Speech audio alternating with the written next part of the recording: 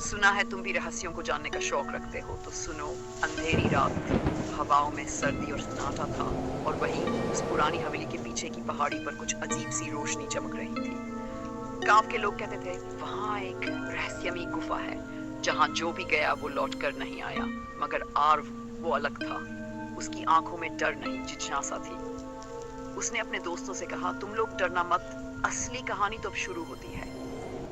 जैसे ही वो गुफा के अंदर पहुंचे, ठंडी हवा के झोंकों ने जैसे उनका स्वागत किया। दीवारों पर बनी रहस्यमयी चित्रकारी और गूंजती हुई धीमी आवाजें, सब कुछ डरावना था। राहुल कांपते हुए बोला, भाई वापस चलते हैं। पर आरव मुस्कुराकर बोला, सच को पाना इतना आसान थोड़े ही होता है। और तभी सामने से वो मम्मी जाग गई। उसकी बुझी हुई आंखों में आग की लपटें जल उठी। उसने बुदबुदाते हुए कहा, अगर इस खजाने को छुआ तो तुम सब पर शाप लगेगा, पर अगर असली रहस्य को खोल दोगे तो अमरता पा सकते हो। अर्व की आंखों में चमक आ गई।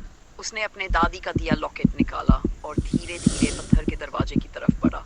जैसे ही उसने लॉकेट को दरवाजे के चिन्ह से छुआ, दरवाजा धीरे धीरे खुल गया।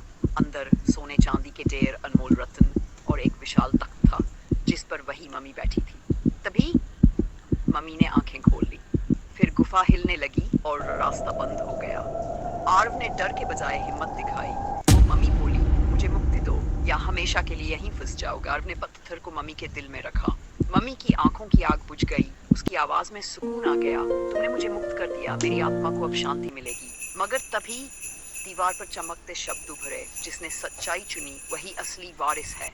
और जमीन में एक दरवाजा खुला, जहां और भी बड़ा खजाना और शायद भी बड़ा खतरा उनका इंतजार कर रहा था। अब क्या आर्व उस दरवाजे से अंदर जाएगा, या फिर वो भी उन्हीं पत्थर की मूर्तियों में बदल जाएगा? ये तो अगली कहानी में ही पता चलेगा।